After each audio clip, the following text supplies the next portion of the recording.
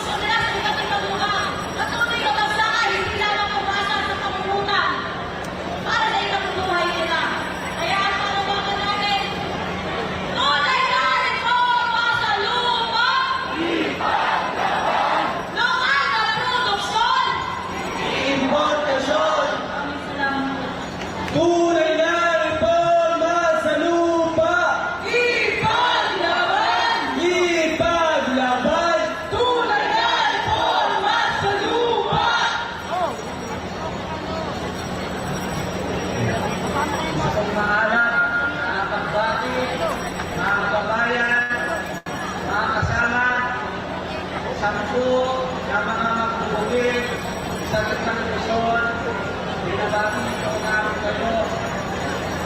At sa pagbita ko ng tatlong anibersaryo ng TV27, patuloy kong humarahat sa Gitnang Luzon. Hindi lang humabaha ng tubig, lusod ng bagyo, kundi patuloy ho ang pagbaha ng imported na bigas na siyang naghulog mo sa kalagayan ng ating mga magsasaka. Sa Mega Ecija, kung nakaraang bumagyo, pumalo ng 5 piso ang kada presyo ng palay. Lugi ang pinaranas ng ating mga magbubukid sa tuloy ng bagyo, lalo sa kabukid ng rice mineralization ito. Bigan sa patuloy na pagbaha ng mga imported na bigas, bumabaha rin sa Gitnang Luzon ng mga patuloy na pagpapalit gamit ng lupa. Isang tampok na halimbawa ay ang sa Hacienda Luisita, kung saan lalakhan o lahat ng lupang agrikultural ay tuluyan ng bubulahin. Ngayon, lalako ng mga uwako ng Luisita Master Plan. Pero, mga kasama, sa kabila ng patuloy na pagbaha ng ito, sa kabila ng patuloy na kondisyon at pagpapalayas sa ating mga masa at magbubukid, ang mga magsasaka ng Gitnang Luzon ay nagkaisa at sama-sama kumilos at kasama natin siyang tumulong rito sa karakahan ng Mindoro, sa karakahan ng Malacanang upang irehisto ang kanilang hinaing sa kanilang komunidad at ipanawakan ang tunay na reforma sa lupa.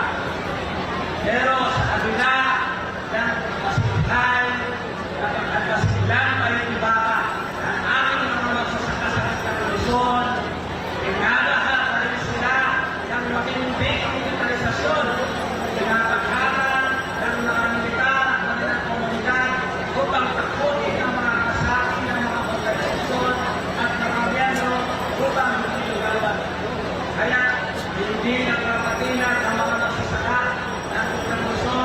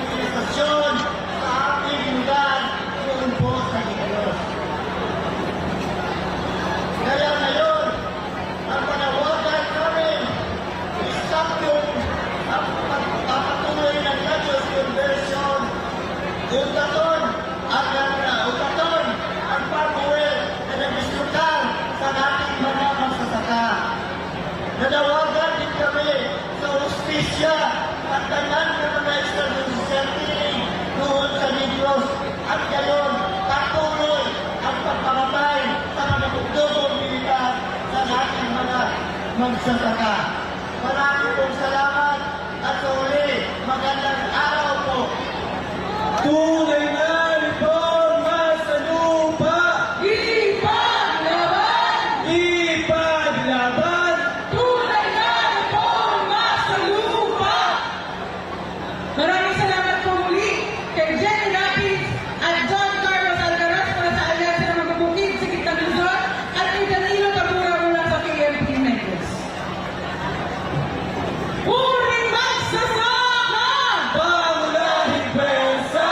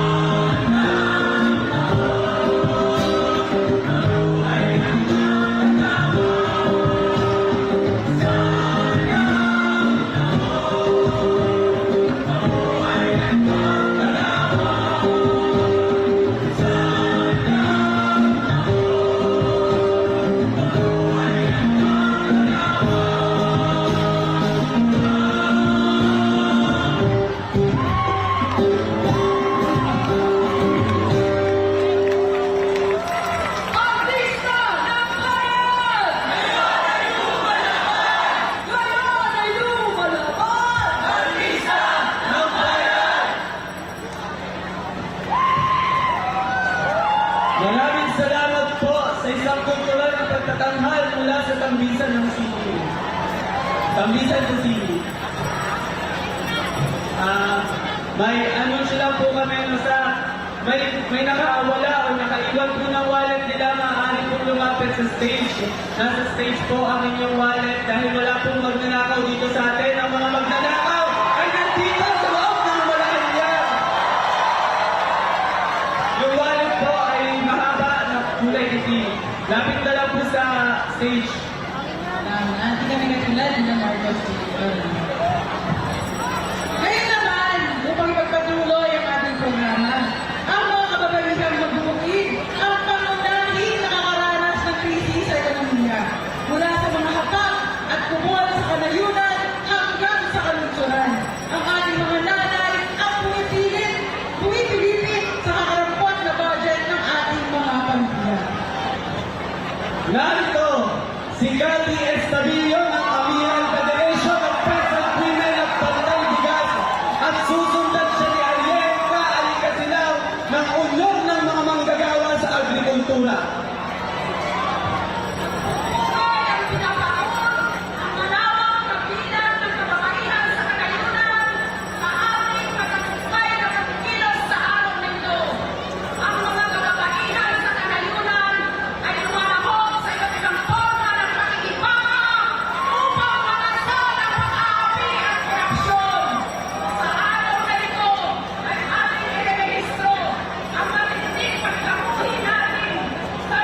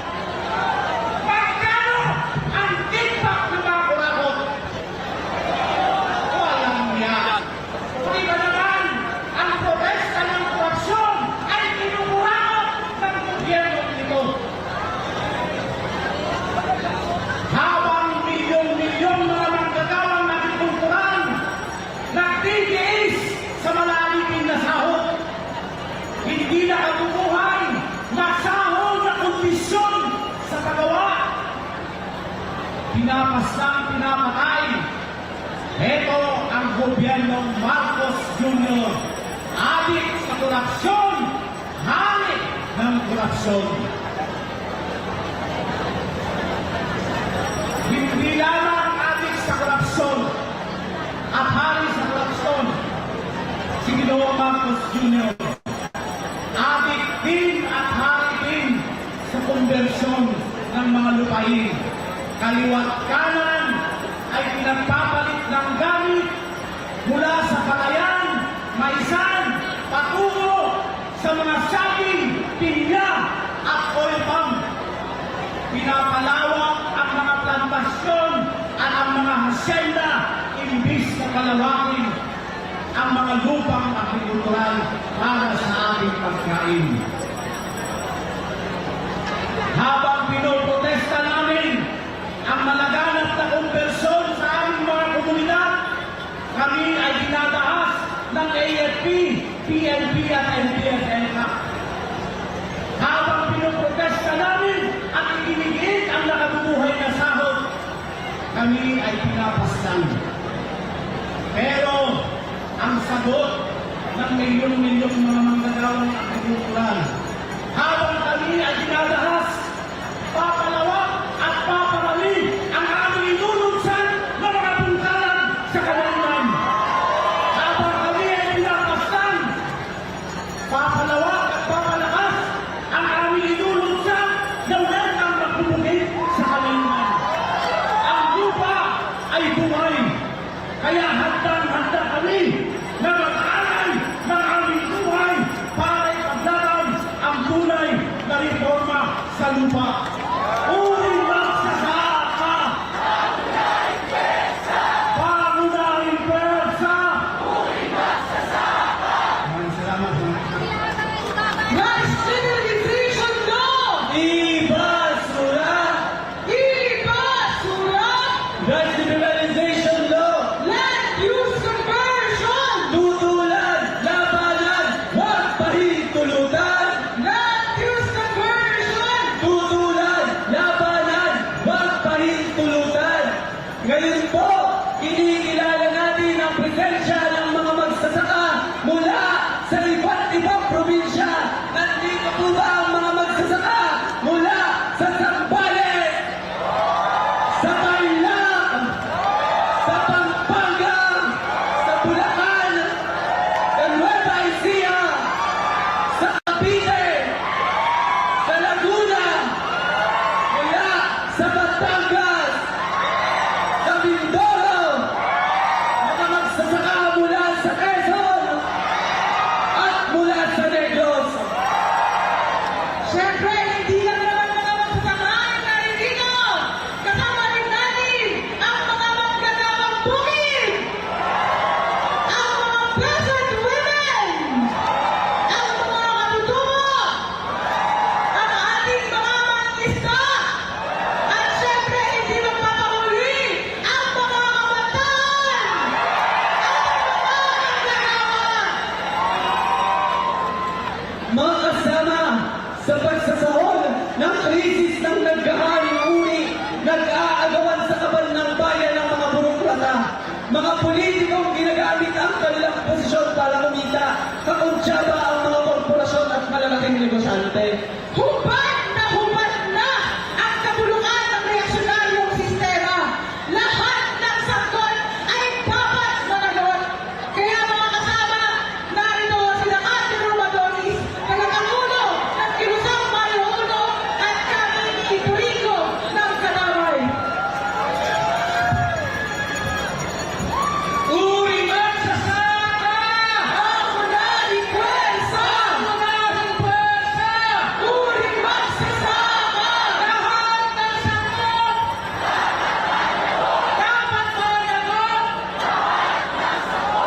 Mga kasama, mga magulang namin mga magsasaka, mga kapatid namin mga magsasaka, kayo ay pinalalaya sa inyong mga bakurin. Kayo ay pinapatay ng militar. Kaming mga manggagawa ay pinatanggal sa trabaho. Ganun din, tinutugis ng mga militar at mga LTFL at kapulisan ito. Kasabay niyan ang napakataas ng presyo ng mga pangunahing bilihin para mabuhay ang ating pamilya.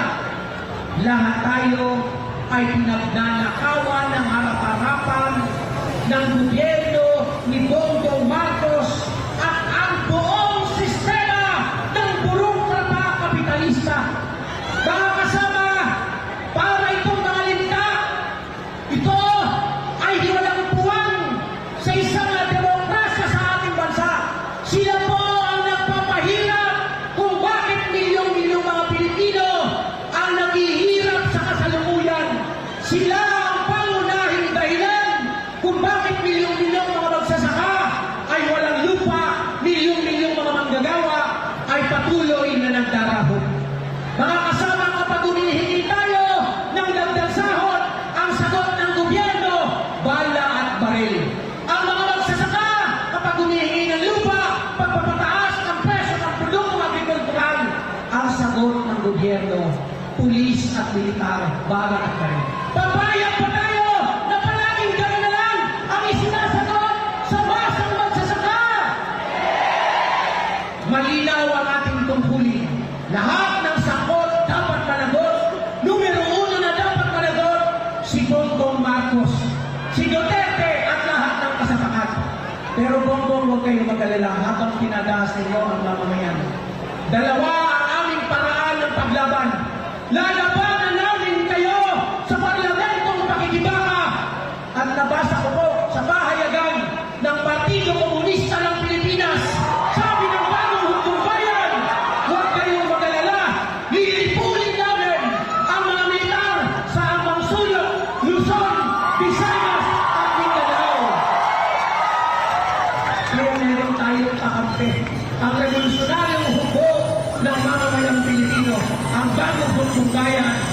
Mga kasama, dahil nauna ang mga magsasaka, ngayon ay araw ninyo, ang November 30 ay araw ang umuluan ng uling maggagawa. Sasamahan niyo ba kami? Sasamahan niyo ba kami para sagutin si Bongbong Marcos para baguhin ang bulong na sistema at ibagsak ang burokrata kapitalismo? Burokrata kapitalismo! Burokrata kapitalismo! Feudalismo! Komunismo!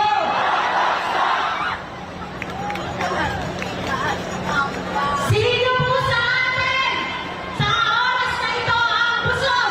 Pakitaas na po ng kamay. Meron ba? Wala. Kasi lahat tayo gutom. Gutom sa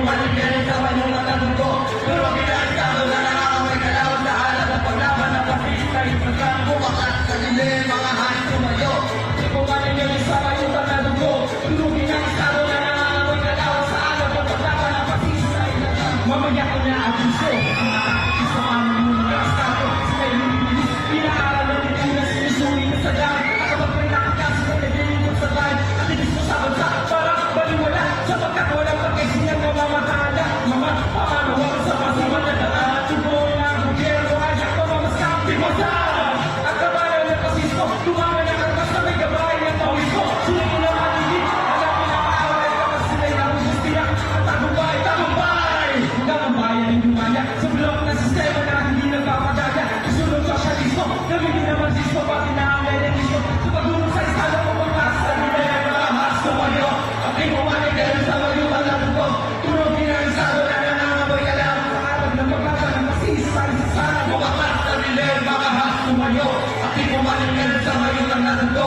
Turugin ang estado na nanangaboy ka lang sa arag ng pagkasa ng masisay sa sana.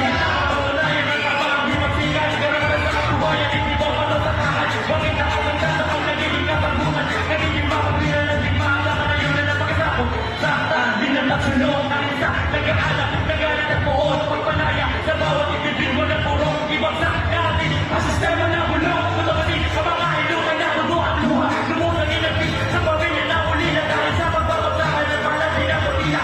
Isang lakas para sa tunay na pagdaya ng kakakita.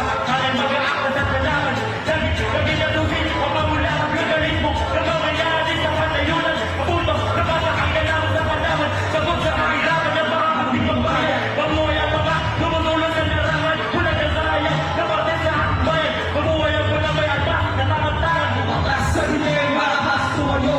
Ako'y pumaligay sa mayutan na tugo. Turugin ang estado na nangangamoy kagawad sa alam. Magpapaba ng pasistay sa sala. Bumakas sa nila ay marakas tumayo. Pati pumaligay sa mayutan na tugo. Turugin ang estado na nangangamoy kagawad sa alam. Magpapaba ng pasistay sa sala. Itaas! Pagkamao! Iligwas! Patibayo! Itaas! Ang mamao! Iligwas! Patibayo! Unionalismo! Ibagsak! Purpada kapitalismo! Ibagsak! Unionalismo! Ibagsak! Bulok na estado! Babagsak! Tunay na reforma sa lupa ibagsak! Tunay na reforma sa lupa ibagsak! Tunay na reforma sa lupa ibagsak! Tunay na reforma sa lupa ibagsak! Sir, pasalamat po.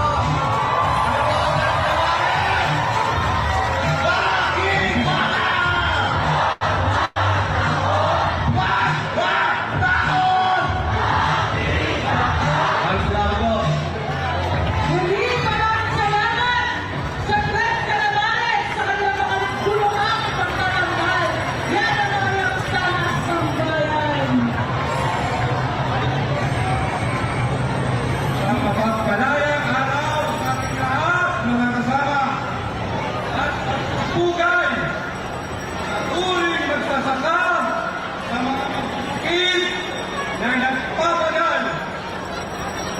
Mga kasama, muli na naman ang ating mga paa ay makapuntong at karangkahan ng Mindiola. Pagpapakita lamang ito na tayong lahat ng mga inabi at magsasakang binubusabos ay patuloy na nagpupunyabi, patuloy na lumalaban. Hindi linis sa kaalaman ng lahat at mismo ang Malacanang, ang mga nasa estado poder kung paano nila sinadahas ang mga magbubukid ng Timog Katagalugan. Nagganap ang militarisasyon sa bahagi ng Timog Katagalugan. Mindoro ang matindi na ganap ng pagbomba sa akin sa komunidad ng mga kasubukong mangyan at ganun din sa probinsya o sa bayan at sa lalawigan ng Quezon at sa lalawigan ng Rizal. Partikular sa Antipolo, halos ginawa ng garrison ang isang barangay sa bahagi ng Antipolo, ang sitio Barangay San Jose at ang sitio San Jose. Mga kasama, matagal nang nagpapagal ang mga magsasaka. Pero patuloy na hindi binipilit ng Estado ang karaniwan ng mga magbubuti. Bumibili ng lupa. Ano ang nagiging tugon? Pandarahas, pasispo, pang-aagaw sa lupa, at kung binibigyan ka ng lupa, 6 feet below the ground, ang ginagawa ng mga sweetik na nasa estado poder na walang gawa kung hindi ang pagsusinte sa korupsyon. Ang gobyerno na to, partikular ang US, Rene Marcos Jr. at Duterte, walang pinagkaiba dahil parehas lang sila na kurap. Sa panahon ngayon ni Bongbong, makikita natin may nakulong ba doon sa nandambong sa pondo ng bayan kaugnay sa flood control. Hanggang ngayon ay wala pa. Nagsagawa ng kilos protesta ang mamamayan, ang mabubugi, ang mga gawa, pero wala pa rin tugon. Kung hindi ang ating tugon, tayo raw at ang kanilang mga hinuli ay marahas. Ito ang pasismong tugon ng Estado sa atin at partikular sa mga magbubugi na humihiling ng lupa, ngunit dilubyo ang ibinibigay ng use conversion at ang developmental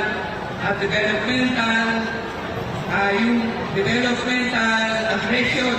Ito yung tinatawag na aggression sa kaunlaran na sumisira doon sa kabuhayan ng mga katutubo, sumisira sa kanilang pamumuhay, nagpawasak sa dignidad ng mga katutubo na apektado pati ang mga magsasaka.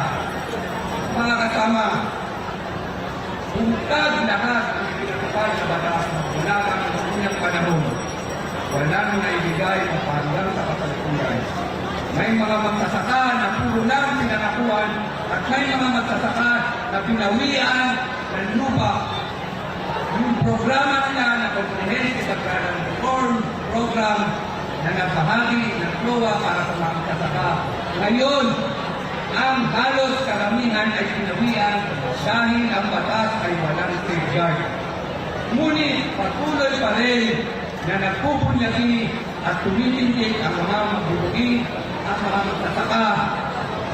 At ang mga magsasaka sa patuloy na paglandas ng mga magsasaka sa marahas na pilapin ng pitas ng bukirin doon sa kanayunan, patuloy namin naasahin ang talim ng aming tali, patuloy namin itong susuruhan upang ito ay hindi na tumalas at tumibay, upang ito ay isanib namin sa maso ng mga manggagawa upang ipagpatuloy ang pambansa demokratikong pakikibaka para sa kalayaan.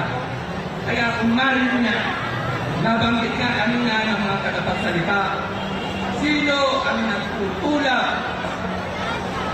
para ang mamamayang api ay tumungo doon sa ikalawang forma ng pakikibaka, mismo ang Estado na hindi tumutugon sa pangangailangan ng mamamayan ng sambayanang Pilipino.